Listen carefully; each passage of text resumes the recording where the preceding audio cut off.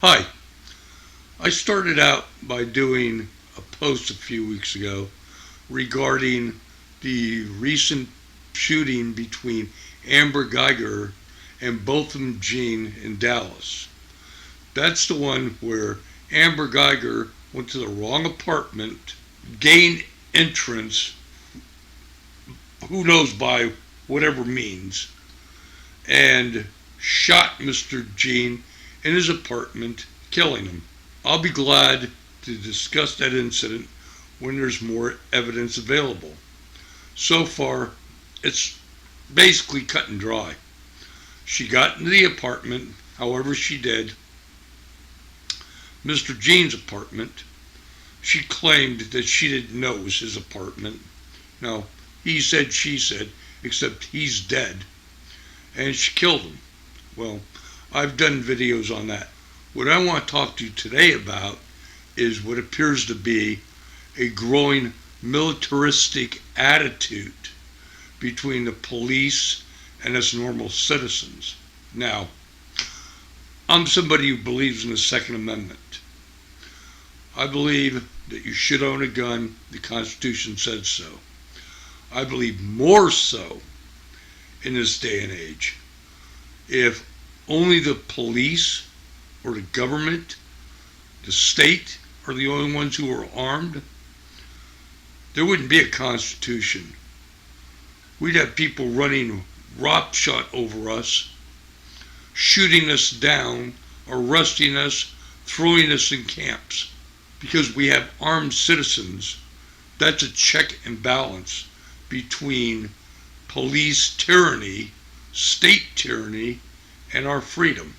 I'm going to tell you, this is from a police officer who does a spot on YouTube, and he says that the most violent cops he comes across, the ones he wants to stay away from as far as possible, happen to be these ones who go around shaving their heads, what he called the bald heads. Seems most of the trouble that happens with people are with these bald-headed cops. I don't know if it's a macho thing for them to shave their hair off, if going and popping roids to build up their muscles is some big, great thing they want to do. But some of these guys were nothing more than a class bully in school.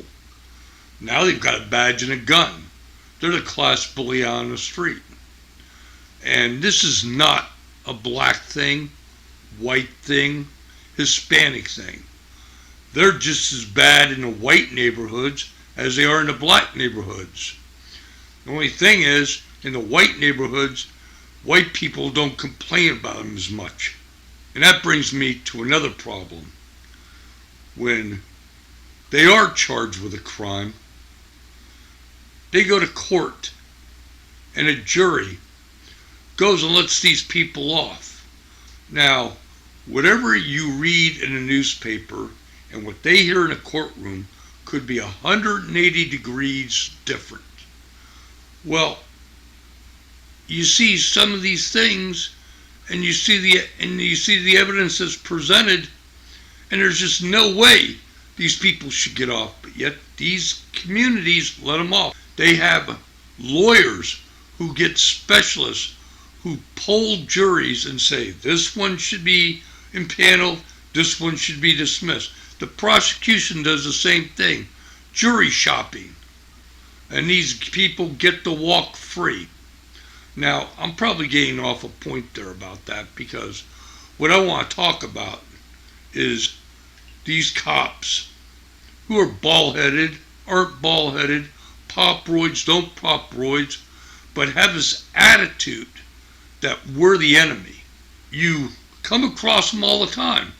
You come across a good cop, and there are a lot of good cops out there, and you get an interaction with him, and here comes Mr. Arrest them all, throw them all in jail, and all of a sudden that perception you had of a good police officer gets thrown down the drain. Now, I'm not going to defend cops, okay? I've had my run-in with them, but I'm not somebody who's doing this as a complaint because I hate the police. Police are necessary. But the way they go around treating people nowadays, no wonder when you get stopped in any neighborhood, you are on edge there by their conduct, by their rapport. Okay, they don't respect you. They think you're the enemy. And that brings me to the next part, and that's who they're hiring. They're hiring these quota hires. A quota hire is a female, a Hispanic, a Muslim, guy from India, and they're hired strictly because of the color of their skin, their gender, or their ethnic origin. And they're hired just to be put on a poster so they can be floated around by an administration to say, look at what we got here. Problem is, what you got there usually isn't fit to be a cop. Case in point, the cop who shot the white woman in Minnesota, the guy who was a Somali refugee, a couple of psychologists were asked about this guy because they had interviewed him for fitness to be a cop. And they expressed concerns about him. He didn't work well with people. He was impatient. He had a problem because of his ethnic background regarding women. How'd you like to get pulled over by this guy? You get a speeding ticket, and you don't think it's right, and you say something to him. All of a sudden, he gets all bent out of shape because he doesn't have any patience with you, drags you out of the car, beats the crap out of you, throw cuffs on you, and haul you off to jail.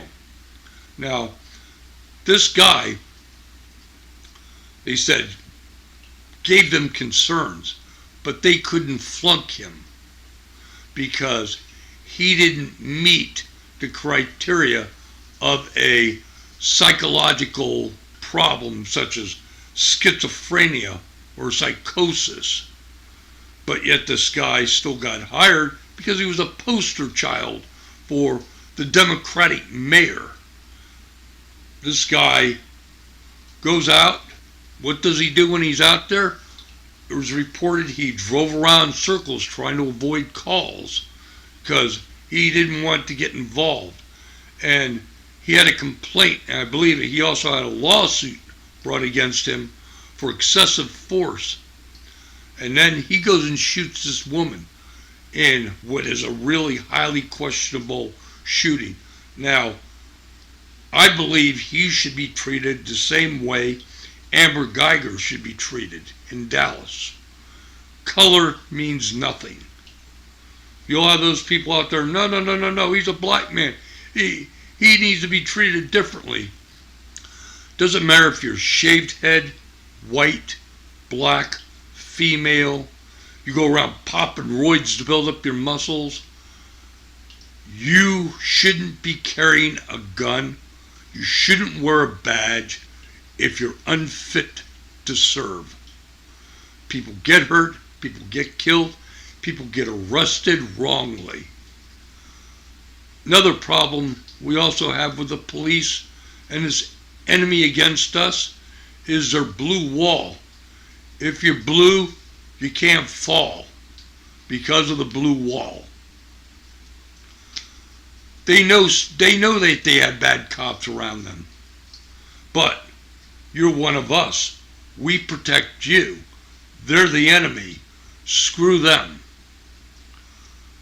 There's also the case there of where they're pulling people over on the turnpikes and highways and stuff in some of these states there just for the purpose of taking your money.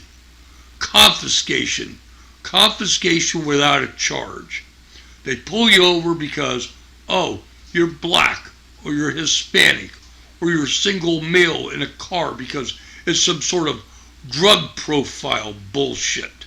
You have a license tag from Florida, Texas, California. That's supposed to be reason.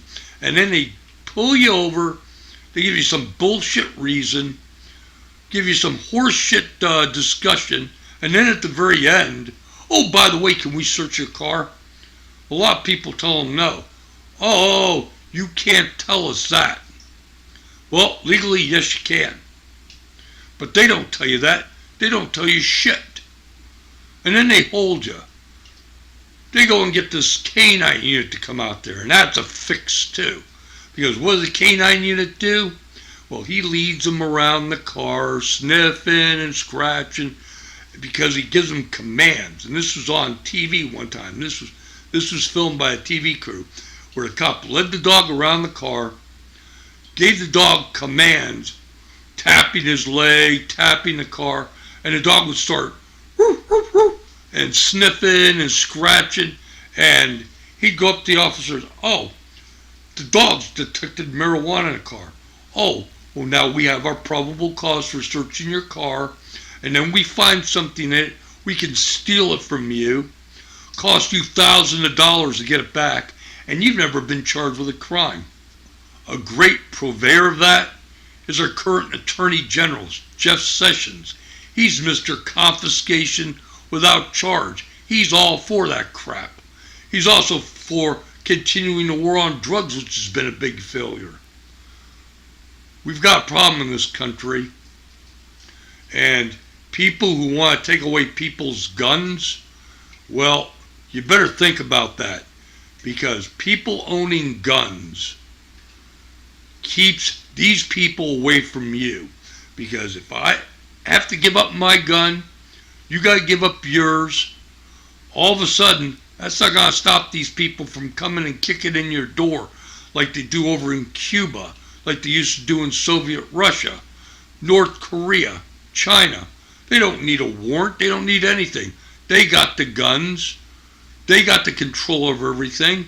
They'll have the control over the courts. They'll have the gulags going. And pretty soon, they'll be taking you and lining you up against the wall and executing you. You want freedom? You better be vigilant to get it. And I'll be glad to release more videos on the Amber Geiger, Botham Jean shooting as soon as more evidence becomes available. You have a good day. Thank you very much. Be safe. Bye-bye.